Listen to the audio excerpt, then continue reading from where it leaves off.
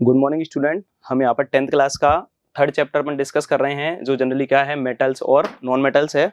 10th class के लिए एक थोड़ा सा शॉर्ट रिवीजन है, तो जो हम आगे डिस्कस कर रहे हैं इसमें फर्स्ट स्लाइड अपन देखेंगे क्या होता है मेटल और नॉन मेटल, ये चैप्टर का हेडिंग है। इसके बाद अपन देखेंगे यहाँ पर जनरली जो एलिमेंट होते हैं 118, इतने एलिमेंट यहाँ पर अपन जो एलिमेंट हैं अभी तक डिस्क्राइब किए गए हैं, जिसको अपन कितना बोलते हैं 118, 118 एलिमेंट हैं। और यहाँ पर जो मेटल है, मेटल का जनरली कितना रहेगा, 90 मेटल है, 90 प्लस मेटल है यहाँ पर, और 22 क्या है यहाँ पर नॉन मेटल है। फिर अपन देखेंगे यहाँ पर कि थोड़ा सा एक शॉर्ट में अपन देखें कि मेटल, नॉन मेटल और मेटेलॉइड होते क्या हैं।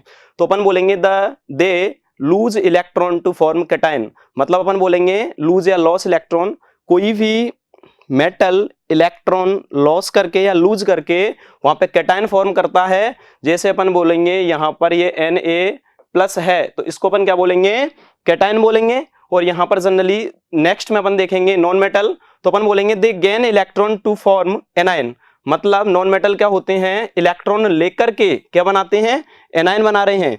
तो यहाँ पर अपन बोलेंगे नॉन मेटल के पास नेगेटिव चार्ज है, उसको अपन क्या बोलते हैं, यहाँ पर एनायन बोलेंगे। और इसके बाद अपन नेक्स्ट अपन देखेंगे मेटेलॉइड, थर्ड फॉर्म है इसका।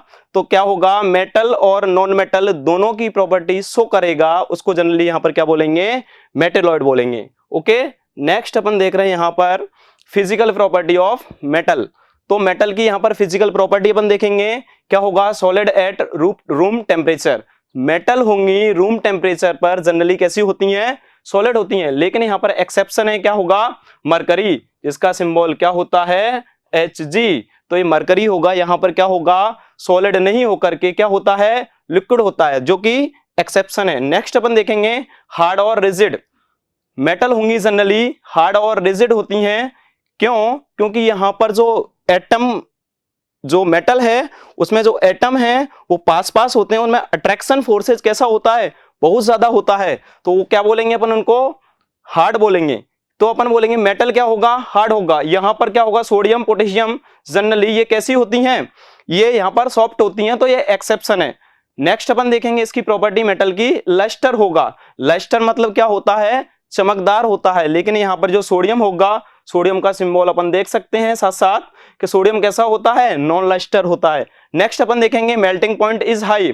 तो जो मेटल होगा, इनके जो एटम है बहुत पास पास होते हैं, मेटल बहुत पास पास होने की वजह से इनका जो मेल्टिंग पॉइंट है बहुत ज्यादा हाई होता है। लेकिन गैलियम और सीजियम का जो मेल्टिंग पॉइंट है वो कैसा होता है, बहुत ज्यादा लो होता है, हथेली पर रखने पर ही ये उड़ जाते हैं, इतना मेल्टिंग पॉइंट होता है। तो अपन बोलेंगे ये क्या है, एक्सेप्शन है। नेक्स्ट अपन देखेंगे यहाँ पर बेटा मेलेबल। मेलेबल क्या होता है, कोई भी मेटल है उससे अपन थिन शीट बना रहे हैं, जैसे एल्यूमिनियम फॉइल बनाते हैं, तो थिन शीट बनाने को ही मेलेबल प्रॉपर्टी बोलेंगे, किसकी, मेटल की, जो इसका एक यूनिक कैरेक्टर है। इसके बाद नेक्स्ट अपन प्रॉपर्टी देख रहे हैं यहाँ पर डक्टाइल। डक्टाइल मतलब क्या होता है, कोई भी मेटल से थिन वायर बनाए जाते हैं, जैसे अपन बोलेंगे आयरन के वायर हैं, जैसे अपन बोलेंगे कॉपर के वायर हैं। तो मेटल से थिन वायर बनाने की जो प्रॉपर्टी होगी उसको अपन क्या बोलेंगे, यहाँ पे डक्टाइल बोलेंगे।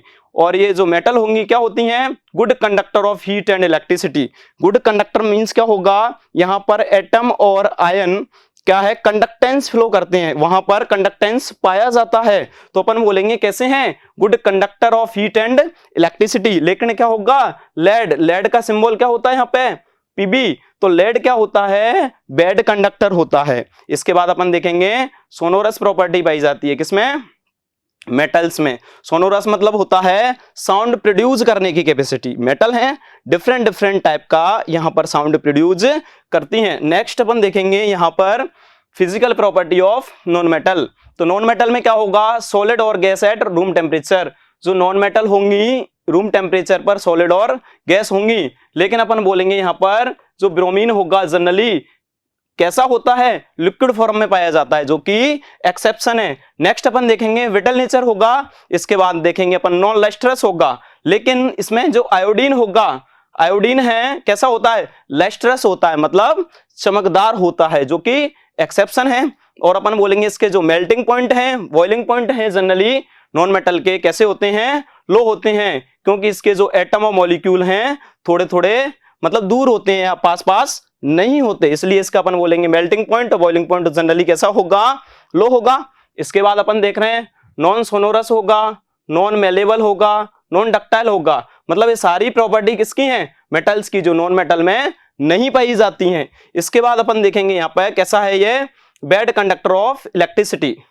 तो जो नॉन मेटल होंगे बैड कंडक्टर होते हैं इलेक्ट्रिसिटी के, बट यहां पर एक एक्सेप्शन दे रखा है, ग्रेफाइट है, जो कि एग्जाम में क्वेश्चन आता है। तो ग्रेफाइट कैसा होता है, यहां पर गुड कंडक्टर होता है। तो यहां पर अपन देखना चाहेंगे कि जो ग्रेफाइट होता है जनरली क्या होता है। तो ग्रेफाइट क्या होता है, एलोट्रॉप ऑफ कार्बन, कार्बन का एलोट्रॉप होता है, जो कि गुड कंडक्टर होता है। नॉन मेटल होते हुए भी कैसा होता है, गुड कंडक्टर होता है। क्यों होता है, क्योंकि यहां पर जनरली अपन देखेंगे यहां पर इसकी जो स्ट्रक्चर होती है ग्रेफाइट की हेक्सागोनल होती है। तो अपन बोलेंगे कार्बन है जनरली कितने बॉन्ड बनाता है, 4 बॉन्ड बनाता है, बट यहां पर कार्बन के कितने बॉन्ड बन रहे हैं, 3 बॉन्ड बन रहे हैं। और एक यहां पर ये क्या है, फ्री इलेक्ट्रॉन, ये क्या है, फ्री इलेक्ट्रॉन। तो फ्री इलेक्ट्रॉन होने की वजह से ये हीट मतलब इलेक्ट्रिसिटी का कैसा है, गुड कंडक्टर है। नेक्स्ट अपन देखेंगे इनकी जो डेंसिटी होगी वो कैसी होगी, लो होगी।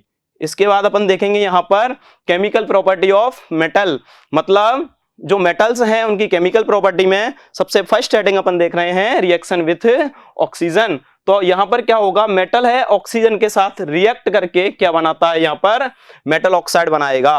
तो फर्स्ट अपन देखेंगे अगर क्वेश्चन आता है कि रिएक्शन विथ ऑक्सीजन, अगर मेटल है रिएक्ट विथ ऑक्सीजन, तो वहां पर क्या होगा, मेटल प्लस ऑक्सीजन मिलकर के यहां पर मेटल ऑक्साइड बनाएगा। मेटल ऑक्साइड मतलब मेटल के साथ ऑक्सीजन का जुड़ना। यहां पर अपन देखेंगे कॉपर है, तो ये तो इसके मोल है, स्टोइकोमेट्रिक कोफिशिएंट है, जैसे 2 है, ये 1 और 2 है, इस तरीके से। तो यहां पर अपन देखेंगे ये सिंबल किसका है, कॉपर का। तो कॉपर मेटल है और कॉपर ऑक्सीजन से रिएक्ट करके क्या बना रहा है, कॉपर ऑक्साइड यहां पर बना रहा है। ओके, नेक्स्ट अपन देखेंगे यहां पर रिएक्शन विथ वाटर। तो मेटल है वाटर से रिएक्ट करके, मेटल वाटर से रिएक्ट करके यहां पर जो वाटर का अपन बोलेंगे केमिकल फॉर्मूला, या फॉर्मूला क्या होगा, H2O। तो मेटल वाटर से रिएक्ट करके क्या बनाएगा, मेटल ऑक्साइड बनाएगा, प्लस हाइड्रोजन गैस यहां से रिलीज करेगा। और अपन बोलेंगे मेटल ऑक्साइड फर्दर वाटर से रिएक्ट करेगा और यहां पर क्या बनाएगा, मेटल हाइड्रोक्साइड बनाएगा।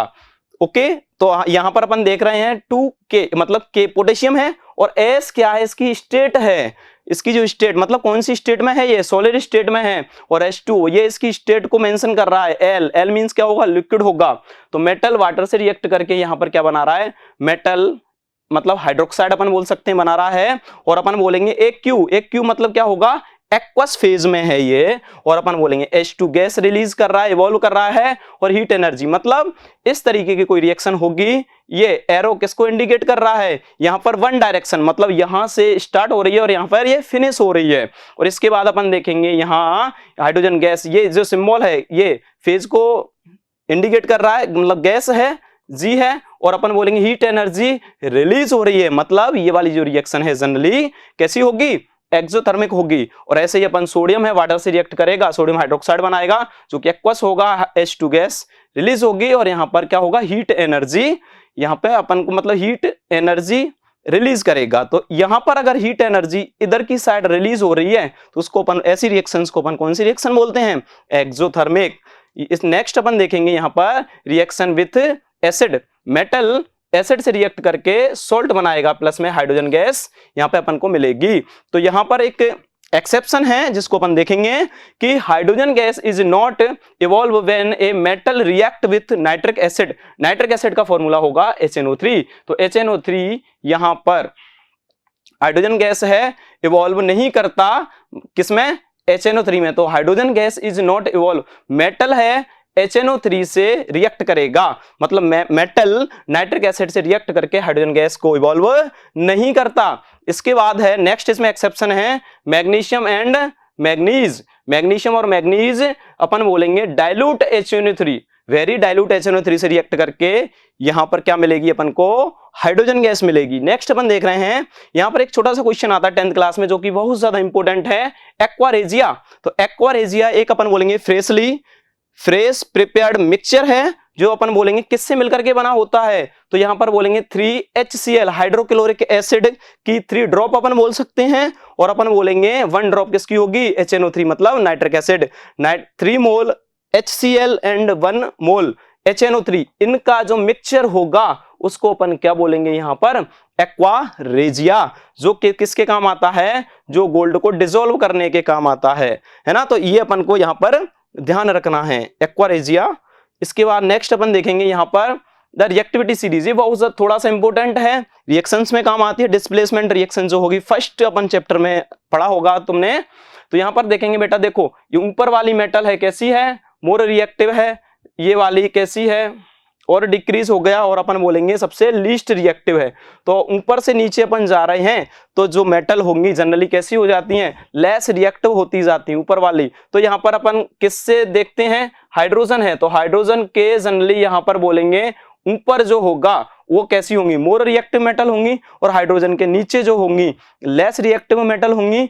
तो मोर जो डिस्प्लेसमेंट रिएक्शन वो होती है, तो मोर रिएक्टिव मतलब ऊपर हाइड्रोजन के ऊपर आने वाली मेटल नीचे आने वाली मेटल को उसके सॉल्ट सॉल्यूशन में से डिस्प्लेस कर देती है। तो यही कौन सी रिएक्शन होगी, डिस्प्लेसमेंट रिएक्शन होगा। ओके, तो ये वाली ऐसे यहाँ पर ऑर्डर भी आ जाता है 10th क्लास में, इनमें से कौन सी मोर रिएक्टिव है, तो अपन बोलेंगे पोटेशियम है, ये सोडियम है, ये कैल्शियम, फिर मैग्नीशियम, इसके बाद एल्यूमिनियम, जिंक, Fe जिसको अपन आयरन बोलते हैं, Pb है, लेड है। इसके बाद हाइड्रोजन से नीचे कौन कौन सी आ रही हैं, Cu कॉपर है, Hg मरकरी, Ag जिसको अपन क्या बोलते हैं सिल्वर, और Au को क्या बोलते हैं गोल्ड। तो सबसे लीस्ट रिएक्टिव कौन सा हो जाएगा, यहाँ पर गोल्ड हो जाएगा, और मोर रिएक्टिव कौन सा हो जाएगा, पोटेशियम, जिसका सिंबल क्या होता है K।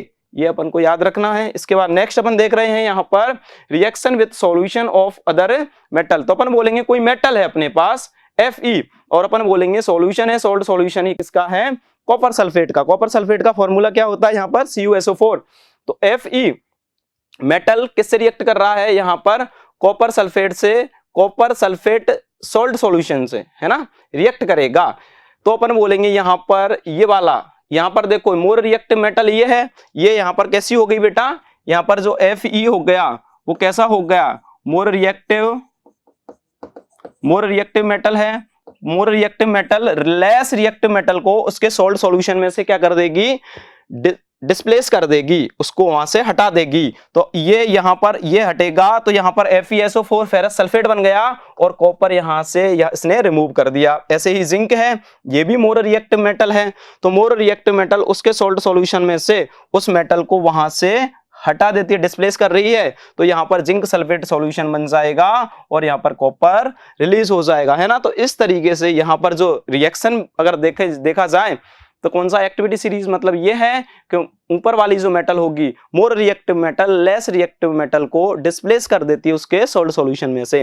नेक्स्ट अपन यहाँ पर देख रहे हैं chemical property of non metal. तो यहाँ पर केमिकल प्रॉपर्टी कोई खास नहीं है, थोड़ा सा अपन को देखना है यहाँ पर। तो रिएक्शन विथ ऑक्सीजन, तो नॉन मेटल ऑक्सीजन से रिएक्ट करके नॉन मेटेलिक ऑक्साइड यहाँ पर बनाता है। तो यहाँ पर अपन बोलेंगे थोड़ा अगर इंपॉर्टेंट बात है कि मोस्ट नॉन मेटेलिक ऑक्साइड कैसे होते हैं, एसिडिक नेचर के होते हैं, जनरली एसिडिक नेचर के होंगे। और यहाँ पे मेटेलिक ऑक्साइड जनरली कैसे होते हैं, बेसिक नेचर के होते हैं। यहाँ पर अपन देखेंगे some non metallic oxide are, ये कैसे न्यूट्रल होते हैं, कुछ नॉन मेटल कैसे होते हैं, एसिड और वाटर से रिएक्ट नहीं करती है। थोड़ा सा इंपॉर्टेंट है यहाँ पर पॉइंट कि नॉन मेटल है मतलब एसिड और वाटर से रिएक्ट नहीं करते, ये अपन को याद रखना है।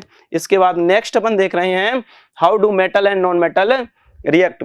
मतलब अभी तक अपन ने देखा मेटल है किस तरीके से कर रहा है, कौन सी उसकी फिजिकल प्रॉपर्टी है, कौन सी केमिकल प्रॉपर्टी है, और हमने ये भी देखा था वहां पर कि नॉन मेटल की कौन सी केमिकल प्रॉपर्टी है, कौन सी फिजिकल है।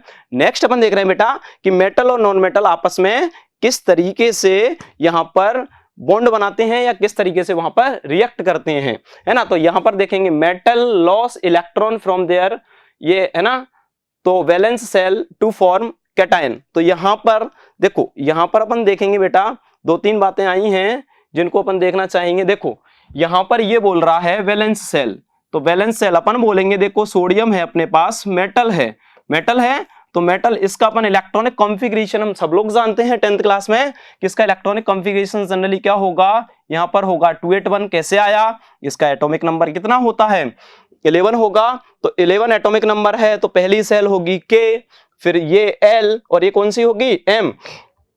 तो यहाँ पर जो आउटर सेल होती है उसको अपन जनरली कौन सा सेल बोलते हैं, वैलेंस सेल बोलेंगे। और वैलेंस सेल में अपन बोलेंगे इसमें कितने इलेक्ट्रॉन होते हैं, तो सोडियम के वैलेंस सेल में क्वेश्चन आता है, तो वैलेंस सेल के इलेक्ट्रॉन को ही रिमूव करता है ओनली कौन, मेटल। तो मेटल है, वैलेंस सेल में 1 इलेक्ट्रॉन है, तो इसको रिमूव करके ये क्या बनाएगा, Na+ बनाएगा। मतलब इलेक्ट्रॉन जितने इलेक्ट्रॉन रिलीज करेगा या अपन बोलेंगे लूज करेगा या निकालेगा, उसी को अपन क्या बोलते हैं, उतना ही उस पर क्या आएगा, पॉजिटिव चार्ज आएगा।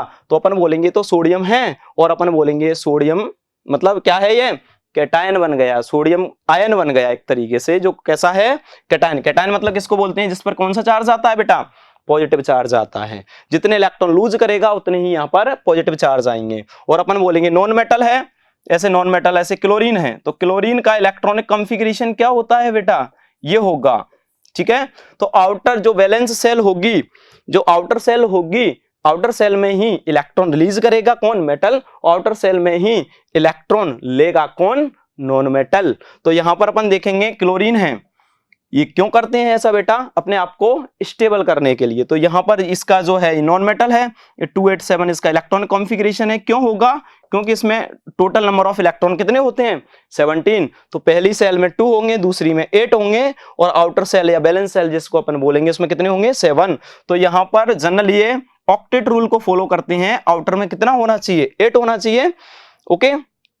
तो यहां पर क्या होगा, 8 नहीं है, तो यहां पर इस तरीके से तो 8 होना ही चाहिए, मतलब अपने आप को स्टेबल करने के लिए, तभी यहां पे बॉन्ड फॉर्म होगा। तो यहां पर अपन बोलेंगे ऐसे Cl है, तो Cl देखो कितने इलेक्ट्रॉन की रिक्वायरमेंट है जनरली आउटर में, 1 की, तो 1 इलेक्ट्रॉन लेगा, तो इलेक्ट्रॉन गेन करने को, जितने इलेक्ट्रॉन गेन करेगा उतने ही उस पर कौन सा चार्ज आएगा बेटा, नेगेटिव चार्ज आएगा। तो ये क्या हो जाएगा, इसको अपन बोलते हैं एनायन, इसको क्या बोलते हैं, एनायन, और इसको क्या बोलते हैं, कैटायन। तो यहां पर देखो बेटा, इसके बाद अपन बोलेंगे, देखो एग्जांपल दे रखा है, मेटल है, ये 28 है, और अपन बोलेंगे इलेक्ट्रॉन रिलीज कर रहा है, तो सोडियम कैटायन बनाएगा, और यहाँ पे क्लोरीन एनायन बनाएगा। तो इस तरीके से मेटल और नॉन मेटल यहाँ पर क्या करते हैं, आपस में रिएक्ट करते हैं। नेक्स्ट अपन देखेंगे इसमें, देखो ये है, तो सोडियम है, तो सोडियम से एक इलेक्ट्रॉन, सोडियम ने एक इलेक्ट्रॉन किसको दे दिया, Cl मतलब क्लोरीन को दे दिया, मेटल ने किसको दे दिया, नॉन मेटल को दे दिया। तो यहां पर इस तरीके से, और यहां पर जो बॉन्ड फॉर्म होगा वो कौन सा होगा बेटा, NaCl, जो कि आयनों के अपन बोलेंगे लेने दे, मतलब एक्सचेंज से बन रहा है, मतलब मेटल इलेक्ट्रॉन रिलीज कर रहा है और अपन बोलेंगे वो इलेक्ट्रॉन गेन कर रहा है। इस तरीके से यहां पर अगर कोई बॉन्ड बनेगा तो उस वाले बॉन्ड को अपन क्या बोलते हैं, आयनिक बॉन्ड। क्या बोलते हैं, आयनिक बॉन्ड बोलते हैं, जो कि क्या बनाता है, Na+ और Cl- मिलकर के NaCl बना लेंगे। इनके बीच में कौन सा बॉन्ड फॉर्म होता है, तो अपन बोलेंगे आयनिक बॉन्ड। ये अपन बोलेंगे बहुत ज्यादा स्ट्रॉन्ग बॉन्ड होता है, आयनिक बॉन्ड सबसे स्ट्रॉन्ग अपन यहाँ पे बोल सकते हैं। प्रॉपर्टी ऑफ आयनिक कंपाउंड अपन देखेंगे, फिजिकल नेचर होगा, तो आयनिक कंपाउंड का फिजिकल नेचर या फिजिकल स्टेट अपन बोल सकते हैं, कैसा होगा, आयनिक कंपाउंड कैसा होता है, सॉलिड होते हैं।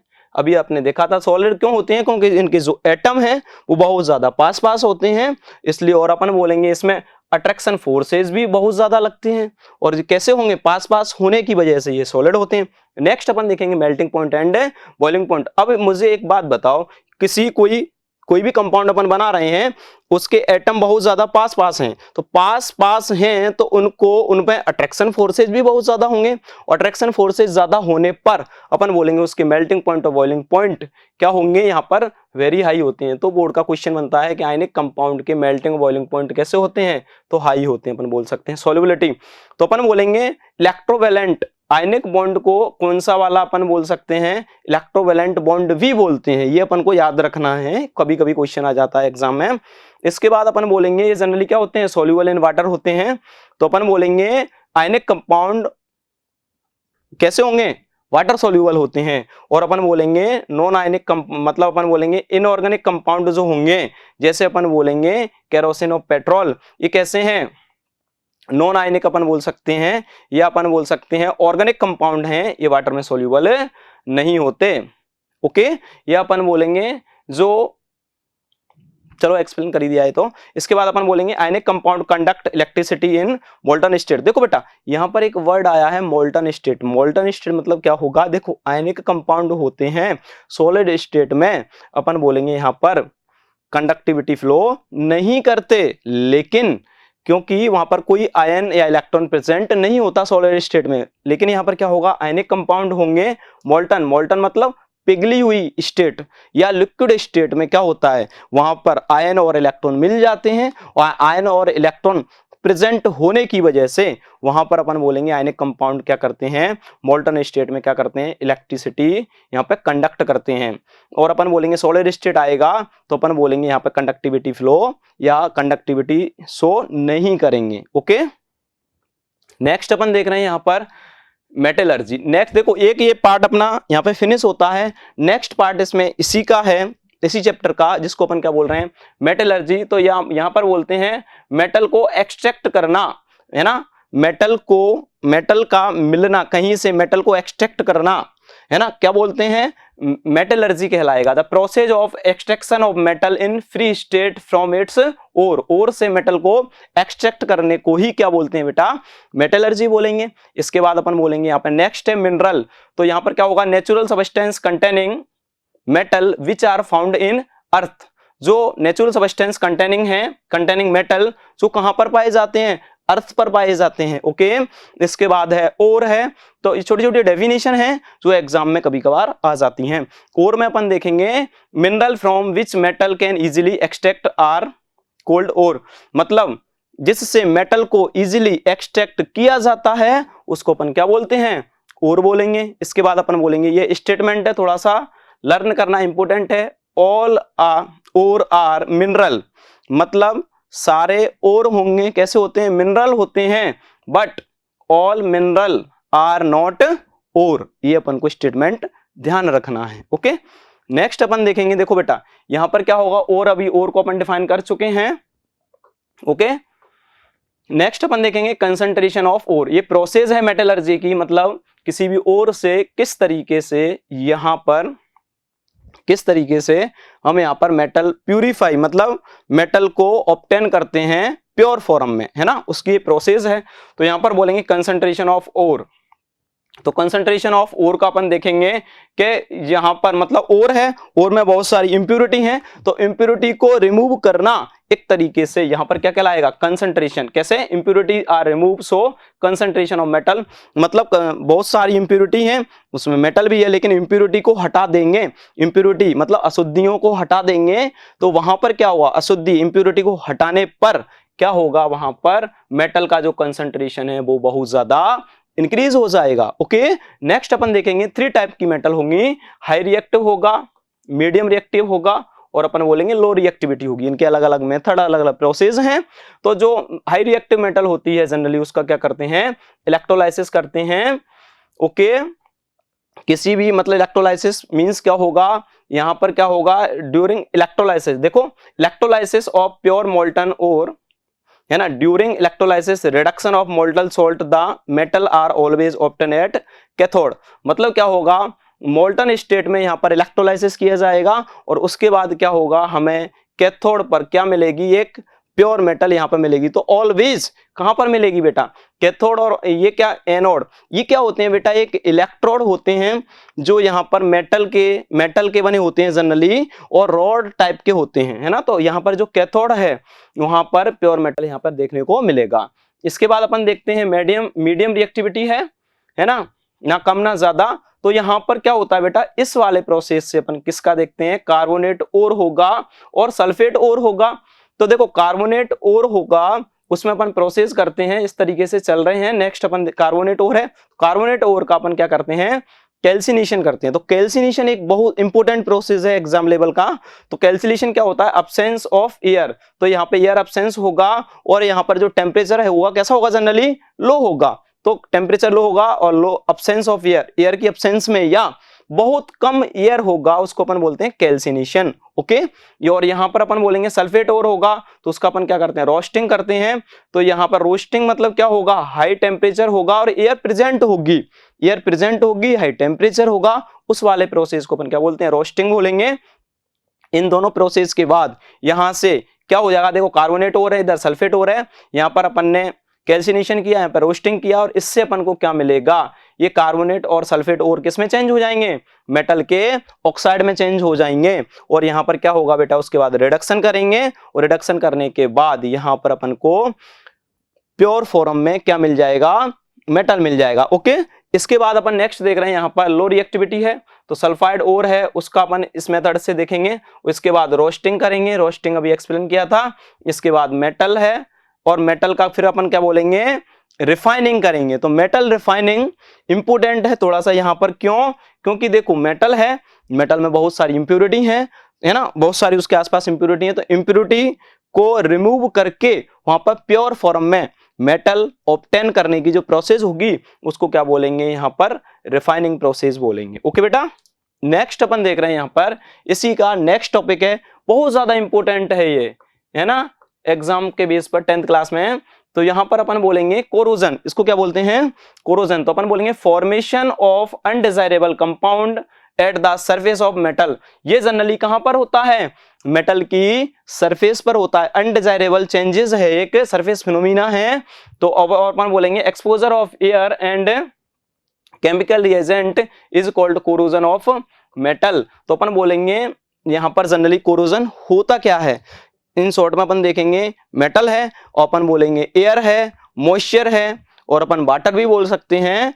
तो यहां पर एक स्लो प्रोसेस होती है, और उसके बाद आयरन मेटल है जनरली क्या हो जाती है, कोरोइड हो जाती है ना, ये इस तरीके से। नेक्स्ट अपन देख रहे हैं यहाँ पे, इसमें एक्सेप्शन कौन से हैं जिनमें कोरोजन नहीं होता है। देखो सिल्वर है, सिल्वर का क्या बोलेंगे अपन, एजी है, गोल्ड है, एयू है, प्लेटिनम को क्या बोलेंगे, पीटी है।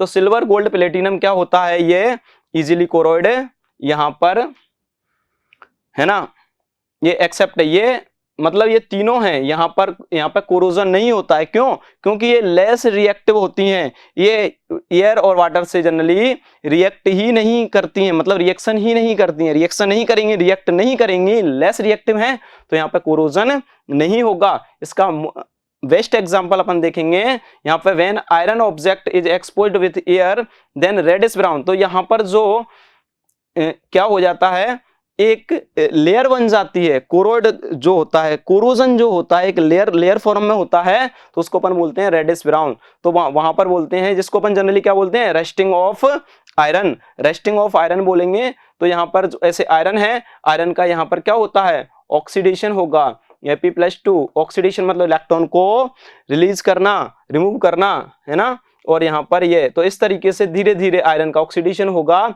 और आयरन जनरली कोरोइड होता जाएगा। बहुत ज्यादा स्लो प्रोसेस है, कितना भी स्लो हो सकता है, मतलब कंटिन्यू कांटेक्ट में आने पर, एयर वाटर कंटिन्यू कांटेक्ट में आ रहे हैं तो बहुत स्लो प्रोसेस है, उससे जनरली क्या हो जाएगा, कोरोजन हो जाएगा। और अपन बोलेंगे यहाँ पर जो कोरोजन का जो फॉर्मूला होगा, जिसको अपन क्या बोलते हैं, देखो रस्ट या रस्टिंग बोलेंगे, इसका फॉर्मूला होगा Fe2O3.XH2। बहुत ज्यादा इंपॉर्टेंट फॉर्मूला है, रस्टिंग का फॉर्मूला एग्जाम में पूछा जाता है। और इसके बाद अपन बोलेंगे यहाँ पे हाइड्रेटेड फेरिक ऑक्साइड, इसका नाम भी पूछा जाता है, इसको अपन रस्टिंग बोलते हैं। ओके, इसके बाद अपन नेक्स्ट अपन देखेंगे, यहाँ पर एक एनसीईआरटी में एक्सपेरिमेंट दे रखा है, इसको प्रूव करने के लिए यहाँ पे टेस्ट ट्यूब है, test tube A, test tube B और टेस्ट ट्यूब सी। तो यहाँ पर देखो पहले में क्या लिया इन्होंने, एयर लिया, और अपन बोलेंगे यहाँ पर क्या लिया, आयरन नेल है, मतलब आयरन है ये, आयरन की छोटी छोटी कील बोल सकते हैं उनको, या नेल्स बोल सकते हैं ना, और अपन बोलेंगे क्या है, वाटर है। नेक्स्ट वाले में क्या लिया, एयर लिया, और यहाँ पे एयर के बाद यहाँ पर क्या लगा दिया इन्होंने, वाटर की क्या लगा दी यहाँ पर बेटा, जो वाटर है ये वाला यहाँ पे वाटर है, लेकिन यहाँ पर क्या होगा, एक लेयर यहाँ पर अपन ने यहाँ पे किसकी है, ऑयल की ये लेयर है, जिससे ये दोनों आपस में कांटेक्ट में नहीं आएंगे, है ना। जैसे अपन बोलेंगे prevent air dissolving in the water, मतलब डिसॉल्व वाटर में ये डिसॉल्व नहीं होगी, ये इनकी दोनों अलग अलग रहेंगी। क्यों? क्योंकि बीच में एक लेयर आ रही है किसकी? ऑयल की। इसके बाद अपन बोलेंगे जो वाटर है जनरली कैसा है? Boiled distilled water. Boiled distilled water क्या करेगा? Boil to remove any dissolve air, मतलब इसमें जो भी एयर डिसॉल्व है उसको जनरली क्या कर देगा? रिमूव करने का काम करेगा। ओके, तो ये तीनों आपस में कॉन्टेक्ट में नहीं आ रहे हैं, मतलब आयरन और वाटर और एयर। थर्ड वाले में क्या होगा? यहाँ पर एक एयर है, ड्राई एयर जिसको बोल सकते हैं। एनहाइड्रस कैल्शियम क्लोराइड है जो कि ड्राइंग एजेंट होता है, यहाँ पे अपन को याद रखना है। ठीक है, तो वो यहाँ पर ये बोलना चाह रहा है जनरली कि रस्टिंग किसमें होगा, तो रस्टिंग के लिए फेवरेबल कंडीशन तुम्हें बताई थी, एयर होगा, वाटर होगा और आयरन नेल्स होगा, मतलब आयरन वहां पे प्रेजेंट होगा। तो इन तीनों, जब ये तीनों मिलेंगे आपस में तो वहां पर क्या होगा? रस्टिंग होगा, नहीं उसके अलावा रस्टिंग नहीं होगा। तो यहाँ पर ये दोनों फिनोमिना कैसे होगा? गलत होगा। ये कैसा है? करेक्ट है। तो इस वाले टेस्ट ट्यूब में क्या हो जाएगा? यहाँ पे क्या देखने को मिलेगा? कोरोजन देखने को मिलेगा। नेक्स्ट इसमें थोड़ा सा दे रखा है, यहाँ पर क्या होगा? देखो, condition under which iron rust in tube A. Okay, ये वाला। सेकंड वाले में क्या दे रखा है? Both air and water present है in test tube B, no air, है ना। और थर्ड वाले में क्या दे रखा है? No air. लेकिन ये अपन बी में मिल नहीं पा रहे हैं दोनों, और थर्ड वाले में क्या होगा? एयर ही नहीं है इस तरीके से। तो अपन देख पाएंगे यहाँ पर कि जो यहाँ पे जो कोरोजन वाला सिम देखने को मिल रहा है, कोरोजन हमें किस में मिलेगा? टेस्ट ट्यूब जो है ए वाले में देखने को मिलेगा। ओके, फिर इसके बाद में कौन कौन से फैक्टर हैं जो अफेक्ट करते हैं कोरोजन को? तो यहाँ पर फर्स्ट अपन देखेंगे रिएक्टिविटी ऑफ मेटल। रेस्पॉन्सिबल है किसके लिए? कोरोजन के लिए। कोई भी मेटल है कितनी रिएक्टिव है, लेस रिएक्टिव है, हाई रिएक्टिव है। इसके बाद नेक्स्ट अपन देखेंगे नेचर ऑफ मेटल। मेटल का नेचर भी डिपेंड करता है कोरोजन के लिए, है ना। जैसे अपन बोलेंगे आयरन है, गोल्ड है ना, सिल्वर है, तो वहां पर नेचर ऑफ मेटल भी रेस्पॉन्सिबल है कोरोजन के लिए। नेक्स्ट अपन देख रहे हैं बेटा नेचर ऑफ एटमॉस्फेयर। एटमॉस्फेयर का जो नेचर है वो भी डिपेंड करता है किसके? मतलब कोरोजन के लिए, मतलब कोरोजन के लिए रेस्पॉन्सिबल क्या है? नेचर ऑफ एटमॉस्फेयर अपन बोल रहे हैं। इसके बाद है प्रेजेंस ऑफ हीट। हीट की प्रेजेंस मतलब अपन बोलेंगे यहाँ पे इलेक्ट्रोलाइट वगैरह बनेंगे तो वो भी रेस्पॉन्सिबल होता है। इसके बाद नेक्स्ट अपन देख रहे हैं यहाँ पे प्रोटेक्शन, मतलब रस्टिंग से कैसे बचा जा सकता है, उसके प्रोटेक्शन में कौन कौन से मेथड यूज किए जाते हैं। तो देखो बेटा, सबसे इंपॉर्टेंट मेथड है यहाँ पर जो एग्जाम में कई बार पूछा गया है, गैल्वेनाइजेशन। तो अपन बोलेंगे ये क्या है? अपने पास आयरन रोड है। क्या है? आयरन रोड है। आयरन रोड पर अपन बोलेंगे यहाँ पर जिंक की कोटिंग करना, जिंक की कोटिंग करना, स्पेशली जिंक का, तो उसको अपन क्या बोलेंगे? गैल्वेनाइजेशन बोलेंगे। इसके बाद और बहुत सारे बैरियर प्रोटेक्शन है जिसको अपन बोलेंगे यहाँ पर क्या हो जाएगा? जैसे ग्रीस है, पेंट है, ऑयल है, तो ये है ना। तो इस तरीके से अपना जो 10th क्लास का मेटल और नॉन मेटल जो चैप्टर है अच्छे से यहाँ पे डिस्कस किया है ना। तो जो एक शॉर्ट नोट्स फॉर्म में एग्जाम भी तुम लोगों के आ रहे हैं, तो अच्छे से अपन शॉर्ट नोट्स से ये वाला चैप्टर अपना प्रिपेयर कर सकते हैं। Thank you so much.